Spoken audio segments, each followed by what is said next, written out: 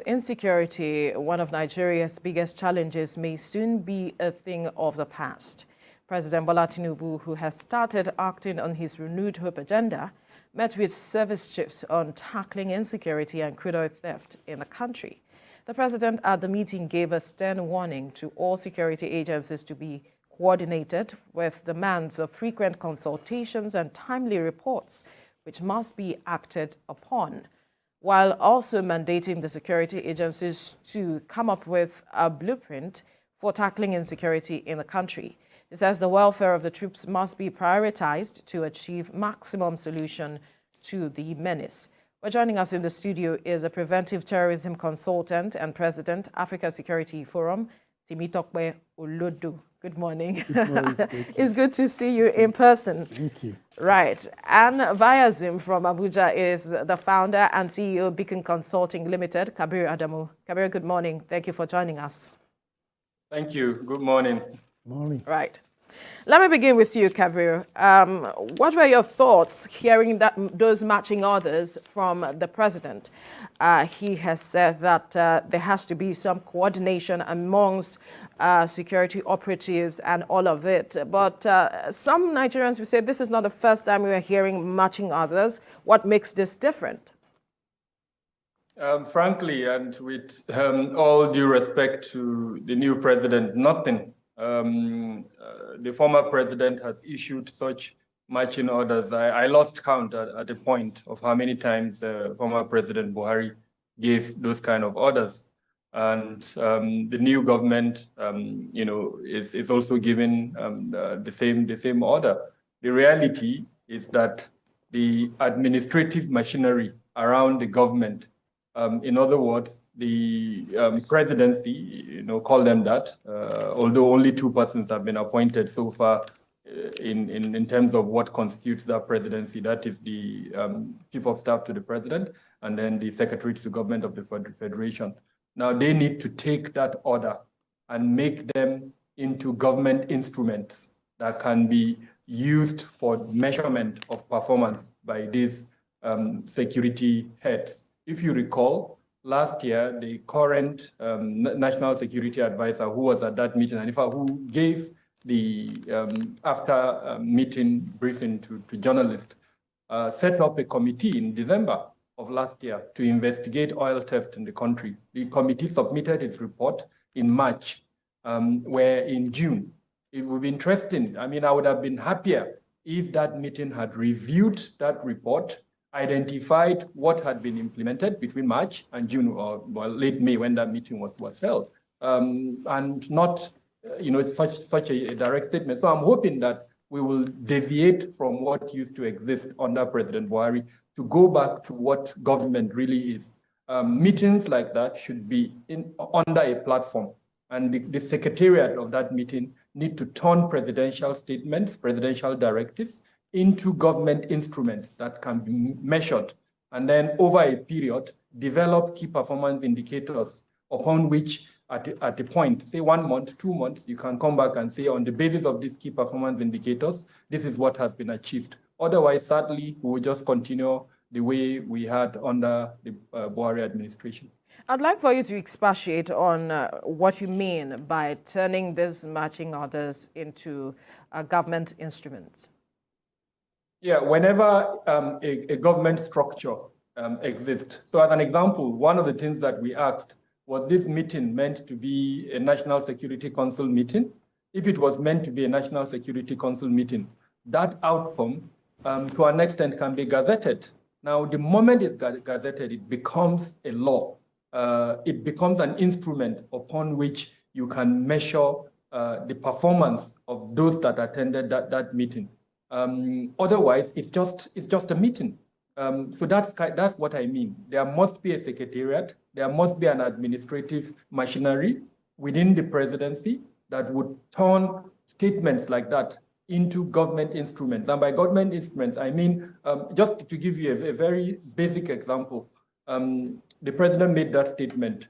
Somebody should follow up that statement, pick it up, write, you can call it a tasking order, if it's to the intelligence organization.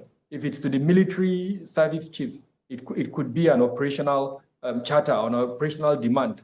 Now that becomes a measurable instrument, which over a period, let's say the Chief of Staff to the President or SGF, Secretary to Government of the Federation, can follow up, perhaps through the Permanent Secretary, PSO, or any of the other administrative machinery within the presidency, and develop key performance indicators. Now, in one of the directives by Mr. President, he said he wanted oil theft to be ended.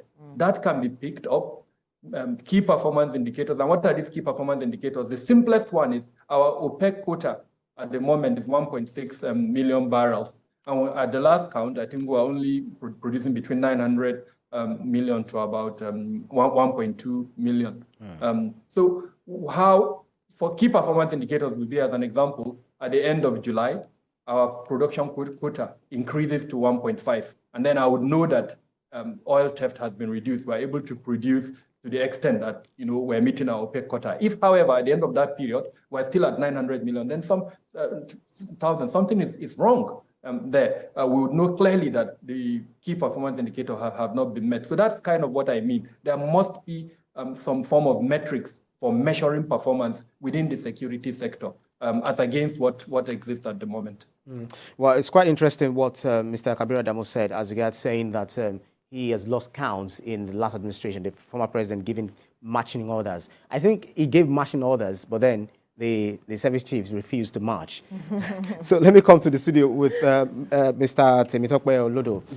It's very, very, it's very saddening to see that we've got service chiefs who take orders, and then they are just the same set of people, the same set of security experts that we have in government. Yeah.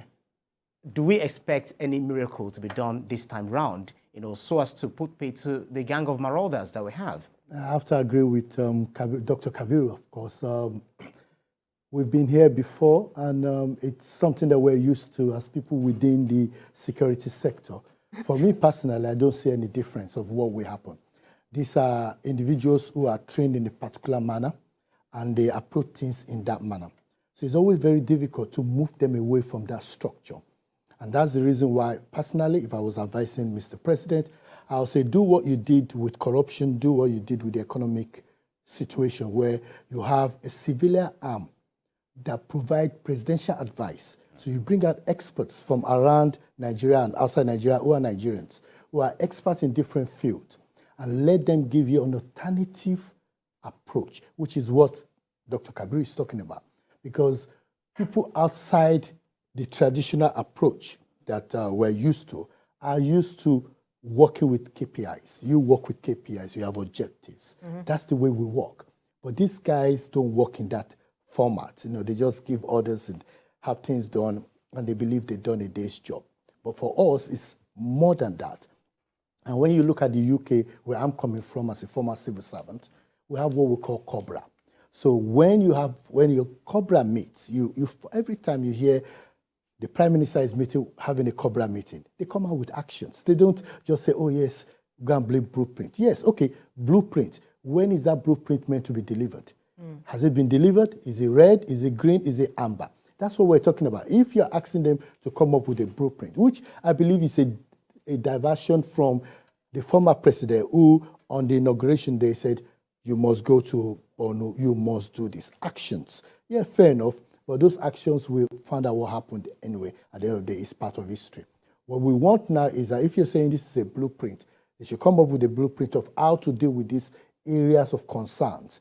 Then what we're hoping for is that within the next 4 weeks, they come up with those actions, actionable plans, and that every one of them is working to those plans, and Nigerians know those plans. So we know when they fall short. Believe you me, if just like we're talking about, the number of crude oil, the theft, as we know, is over 16 trillion over a period of 11 years. We're talking of over 1 million barrels lost. I want this reduced from 1 million to 500,000. Now, even if they don't meet that target of 500,000, if they bring it down to 400,000, do you know the amount of oil revenue we'll get from that? Then we'll be able to pat them at the back and say, you've done a good job. At least these are the things that you've not done right. But what we're seeing now is more of a talking shop, where you come in, you have those sound bites, you throw them out, and that's the end of it. nothing else happens, we just wait for the next news that covers it up. We need to move away from that. The new president needs to realize that Nigerians are expecting safety and security to improve. Absolutely. And perception, because perception of Nigeria around the world is a big problem. So if, for example, we're number 3 in the world in terms of global index, what I want Mr. President to say is that by the next quarter when we're having our meeting, I want us, in terms of ranking, to have moved to number 8. So that we're moving, so that at the end of this administration, the next 4 years, when the president is going to stand, he'll be saying, we were number X in the global index, terrorism index. We are now number 15. And the cost of violence was 2.5 billion. Now the cost of violence are reduced to 500 billion. That's the way we talk about targets. Right. But at the present moment, the way things are going, to me, it's more of a talking shop. And I think that's the help of, that's what KPI is going to do. Exactly. To be able to track what you're doing so far. But then having former generals, old generals, who tried to tackle this Hydra-headed security situation in the country, they're not able to do it. Yeah. How much more of someone who is more of a civilian? Is it possible to tackle the insecurity that way? Definitely. And if you look at Israel, if you look at when America had a problem with the September 11 incident, they realized that there was a lot of holes in the security and architecture, which is the same thing they were having. There's nothing happening here that has never happened anywhere in the world. And what they did, they created what they call the Office for the Coordination of Terrorism Challenges. When the UK had the same incident on 7th July, where there was a London bombing, they created what they call the Office for Security and Counterterrorism, OCGR. That was where I worked. I was the first Nigerian to work in that field. And then they put up a template. This is a blueprint of what we want to do. They brought everybody together and they had their KPIs. That's the way to go. Now I know they created a center, a fanciful center. It's not about building houses. It's about having the system in place to be able to measure what you're doing, and set your smarter objective. What are the smart objectives? How do you measure it? How actionable are they? How timely are they? Those are the kind of things we're talking about. And then you evaluate it and review it. But what we don't have any of that. And that's the problem that we have at the moment. If you bring in, there are a lot of people out there that are very good with computers, the likes of the Microsoft, the like of the Facebook guy. But as we speak now, the head of the Facebook or the owner of Facebook is not coming out to say, oh, I was the one that created Facebook, so I'm the one that can manage it. Because he knows that there are little boys of 15 and 16 that could do that job better. You are a general. I agree, and I salute you. But you do not have the skill set, unfortunately, for what is happening right now. This is now a global game. And that's the reason why most of the generals we have are not equipped for the task ahead.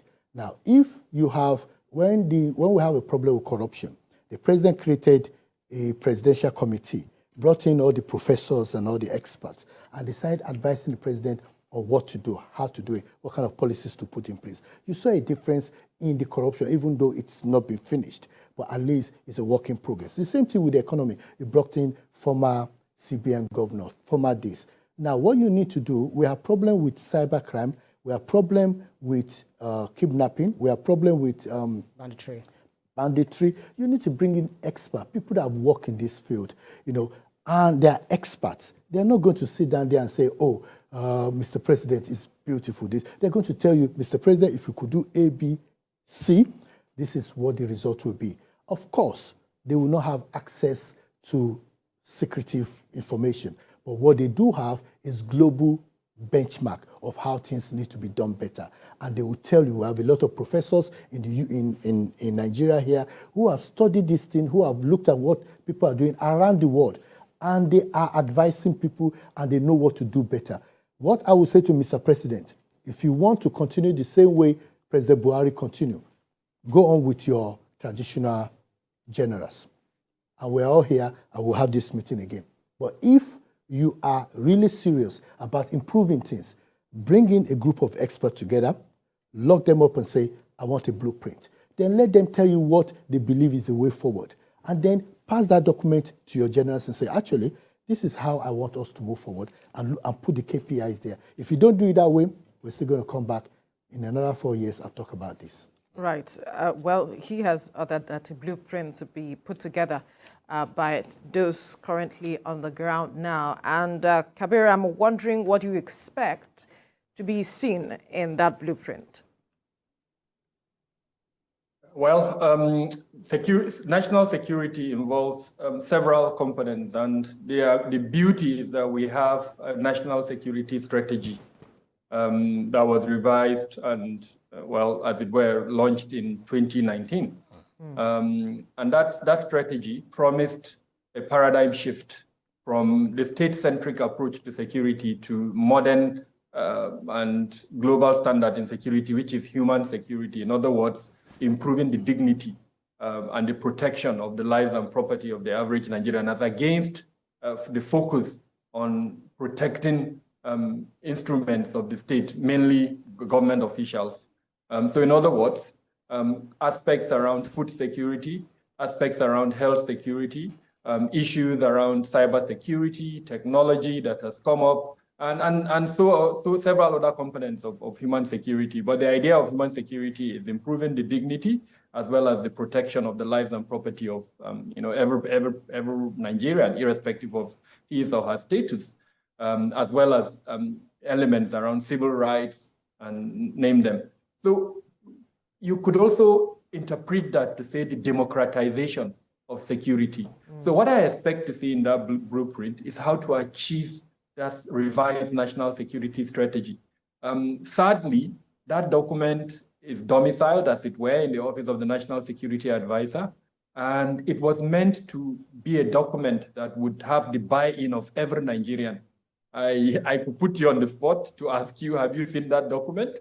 You know, you could go to the market and ask the market woman or the chairman of the association of marketers, whatever name they go under, whether they've seen that document. And I can bet you the most likely answer is no. So it means we produced a beautiful document and kept it on a shelf somewhere.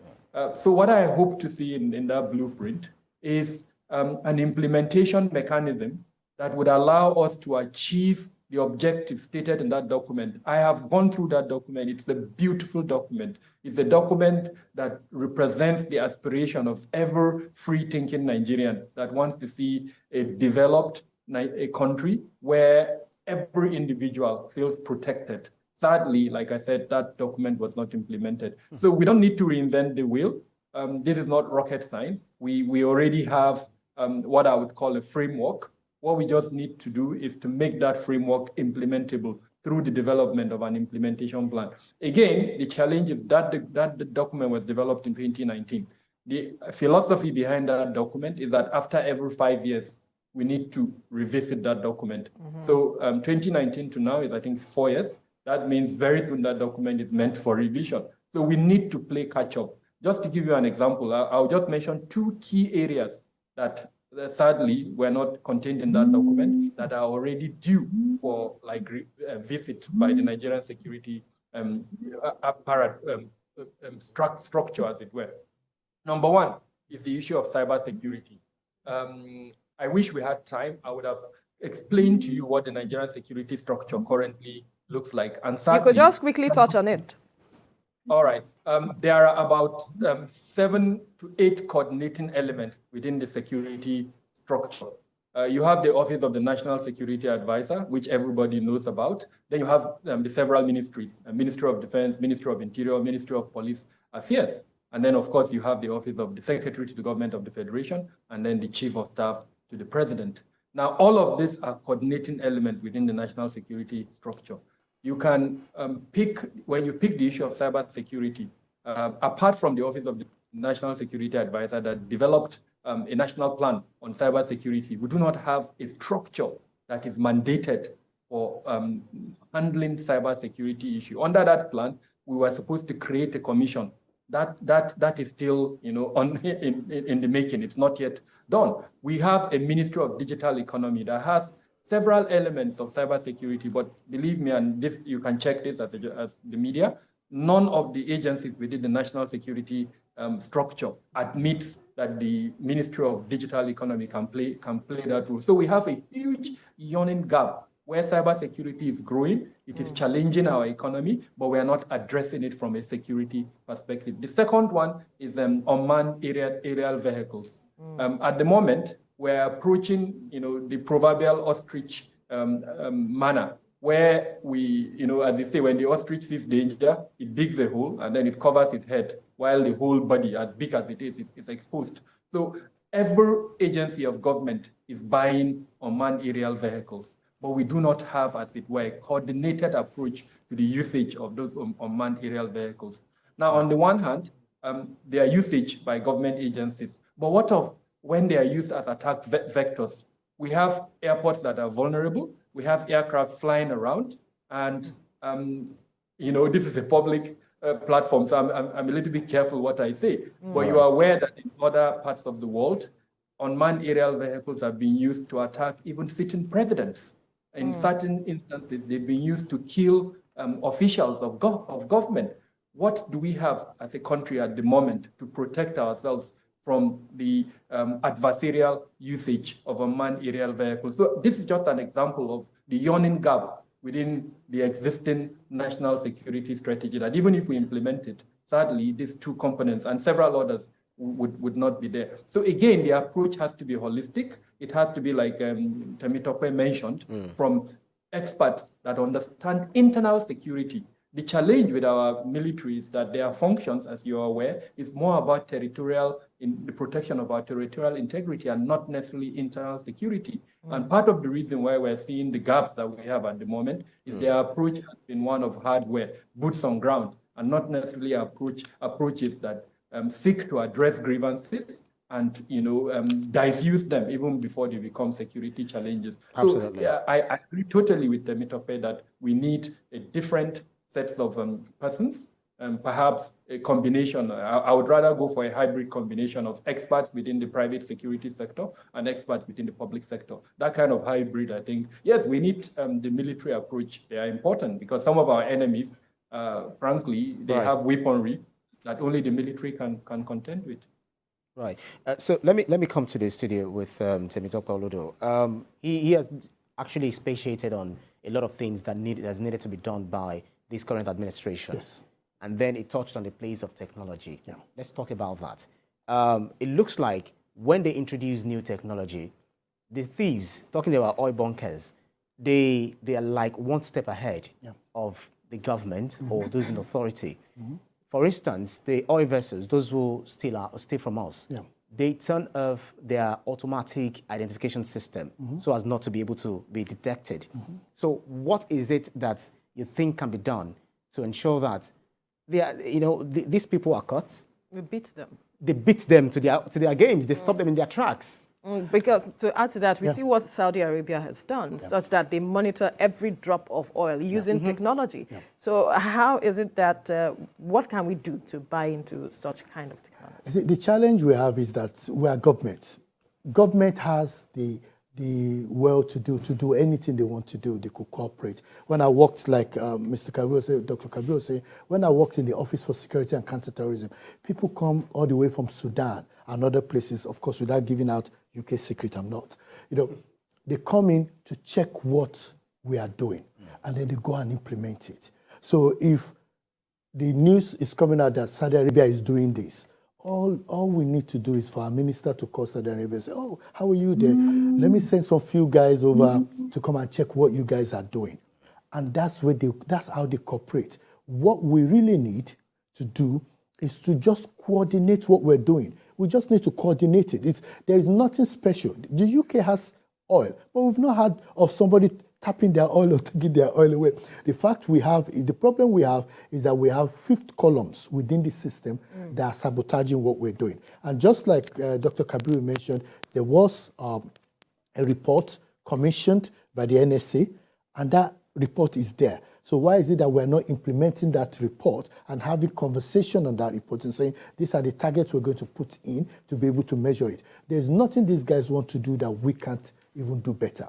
The challenge is that we're not using the resources that we have. Just like the issue of banditry, the issue of ungoverned spaces, all these issues could be dealt with. I had the privilege of working in different places where all these kind of things have been coordinated. And I've realized that most of the people working there, you'll be sad to realize, are Nigerians. If you go into America, there are Nigerians working in those systems, up to MI5, UK, up to CIA, there are Nigerians there. So if those Nigerians could operate outside the country and create value, why is it that we ourselves can create value? That's the reason why I still have hope in this country, that things can change and things can improve. All we need to do is coordinate what we're doing, have KPIs, and ensure that we just don't have strategy, though we have an implementation plan for those strategies, and people are held accountable.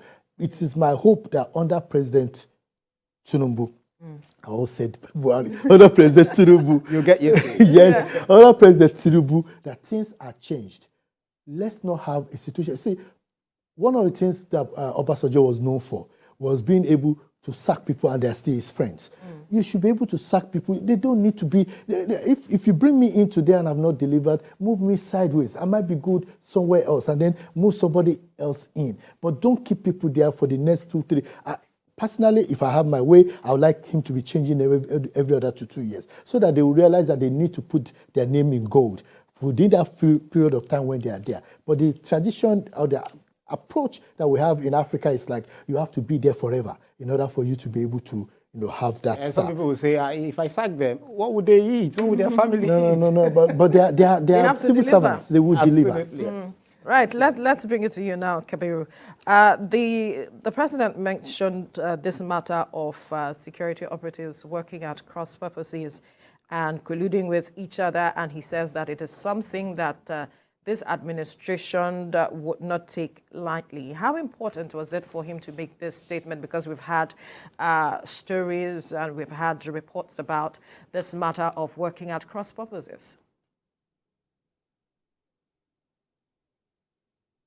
It was welcomed by a semblance of what would be happening if he doesn't address the 3 C's of security, which is collaboration, coordination, and cooperation. If we don't see an improvement, or rather even a medicine to cure the lack of these 3 C's within our security sector, then sadly, the Bola Ahmed Tinubu administration will be plagued by that throughout its tenure. And you recall that in its first few days, I think probably in the second day or even the first day of this administration, the SSS, the State Security Service, and the EFCC in Lagos had an altercation where the SSS prevented the EFCC from accessing their office. That is a clear example of lack of the 3 C's within the security sector. Now, what I would have expected is for the administration to use the structures that exist in governance. Now, the DSS, as an example, the SSS, is supervised by, to an extent, the Office of the National Security Advisor, and then, of course, the EFCC under the presidency.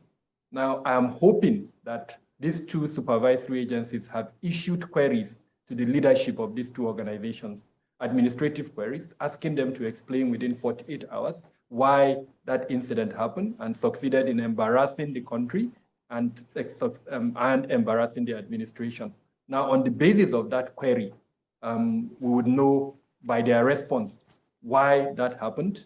And then, of course, more importantly, we would know what to do to ensure that it doesn't repeat itself. And this is where, you remember earlier on when I was talking about the structures of the security structure within the country, I mentioned the SGF and the Chief of Staff to the President. Now, this is where they come in. They are very important in security governance. And to achieve coordination, collaboration, and cooperation, the role of all the 7 or 8 coordinating elements within the national security architecture is absolutely important, because they are the ones who are supposed to coordinate and ensure better collaboration and cooperation at the operational level. Now, where we don't see them working together, especially in convening the several councils that exist within our constitutional arrangement in the security sector, then we won't have it right. Some of the councils are the National Security Council, National Defense Council. Temitope earlier talked about the COBRA.